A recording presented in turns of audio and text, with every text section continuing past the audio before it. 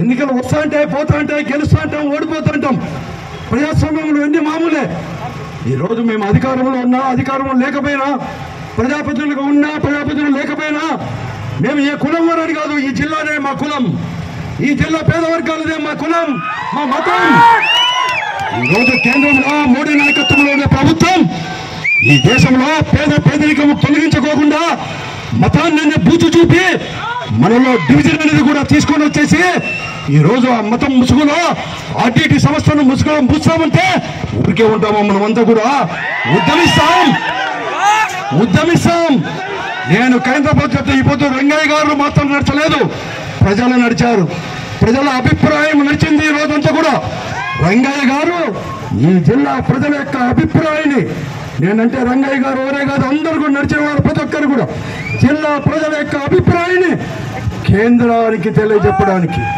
అలాగే మన ముఖ్యమంత్రి గారు కూడా ఉన్నారుగా, చంద్రబాబు నాయుడు గారికి, నీ విధును నిర్వర్తించు, రాజకీయాలు ఇప్పటికే చాలా చేశావు, పేద ప్రజలతో ఆడుకోవద్దు. నీ పైన నమ్మకంతో 14 అసెంబ్లీ సీట్లు, 2 పార్లమెంట్ సీట్లు గెలిపించాం. అయినా నువ్వు మా జిల్లాకే మోసం చేస్తా అంటే ఎందుకయ్యా? నువ్వు చెప్తే కేంద్ర ప్రభుత్వం వినదా? నువ్వు చెప్తే హోమ్ మినిస్టర్ వినడా?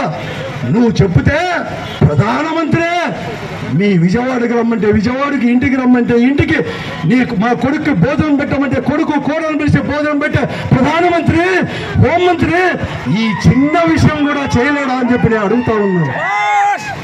ముఖ్యమంత్రి గారు కళ్ళు తెరచండి. రేపే పోండి.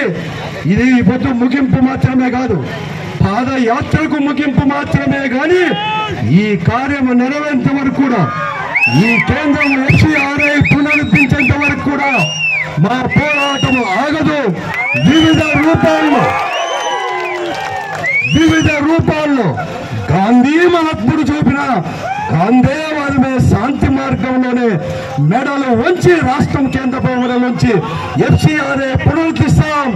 ఆర్టీటీ సేవలు కూడా ముందుకు పోతాయని చెప్పేసి ఈరోజు ఫెడరల్ యొక్క 16వ వర్ధంతి సందర్భంగా ఆయనకు ఘనమైన నివాళులు అర్పిస్తూ దగ్గర మీరు ఏపించవచ్చు, ఏపించలేకపోవచ్చు, కానీ సాక్షిగా చెప్తున్నాం మేమందరూ కూడా, నేనంటే నేను కాదు, మనందరూ కూడా ఇది పునరుద్ధరించేంత వరకు కూడా వివిధ రూపాల్లో కూడా శాంతియుతంగా కూడా కేంద్ర ప్రభుత్వం మెడలు వంచైనా FCRA తీసుకొని వస్తాం.